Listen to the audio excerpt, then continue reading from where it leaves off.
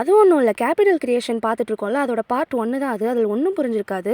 So நம்ம பேஜில் இருக்க போய் பார்த்துக்கோங்க. பார்ட் 2 இது. வீடியோக்குள்ளே போகலாமா? லாஸ்ட் வீடியோவில் மெயின் திங் டு ஃபாலோவோட முடிச்சிருந்தோம் இல்லையா? அதுதான் profit and cost calculation.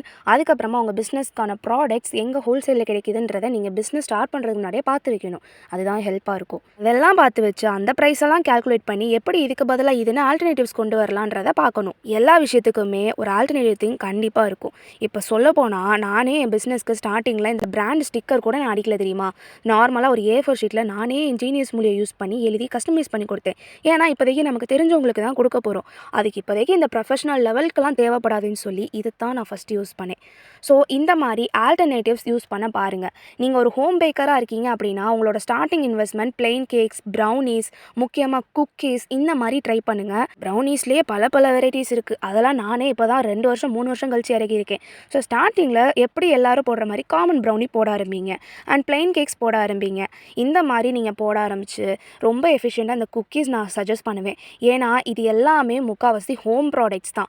Butter, key, அதே மாதிரி கேக்ஸ்க்கு யூஸ் பண்ணுறீங்கன்னா பட்டர் கீ கூட தேவைப்படாது. ஆயில், ப்ரௌனீஸ்க்கு மட்டும் நீங்கள் சாக்லேட்டில் இன்வெஸ்ட் பண்ணுற மாதிரி இருக்கும். இதெல்லாம் நீங்கள் ஓவராலாக போட்டிங்கனாலுமே உங்களுக்கு ஒரு 500 உங்கள் பட்ஜெட்டை முடிச்சு இதை ஃபஸ்ட்டு ஸ்டார்டிங் சேல் பண்ணி அதுக்கப்புறமா நீங்கள் போக போக உங்களோட பேக்கிங் எக்ஸ்பீரியன்ஸை ப்ரொஃபஷனல் லெவலுக்கு இன்க்ரீஸ் பண்ணலாம்.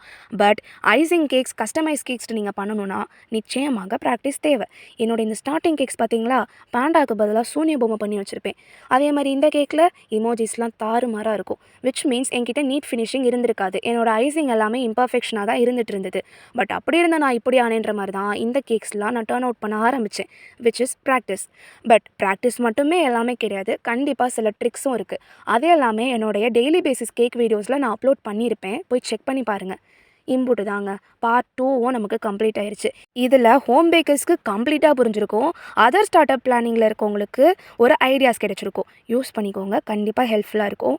அண்ட் இந்த வீடியோ உங்களுக்கு பிடிச்சிருந்துச்சுன்னா மறக்காமல் ஃபாலோ பண்ணி சப்ஸ்கிரைப் பண்ணிவிட்டு நான் ஸ்டார்ட் அப் பண்ண போகிறேன்னான்னு துடிச்சிட்டு இருக்கோம் உங்கள் ஃப்ரெண்ட்ஸ்க்கு ஐடியா கொடுக்குற மாதிரி ஷேர் பண்ணிவிட்டு ஹெல்ப் பண்ணுங்கள். அண்ட் அடுத்த டெய்லி பேசிஸ் வீடியோவில் சந்திக்கலாம். டாடா.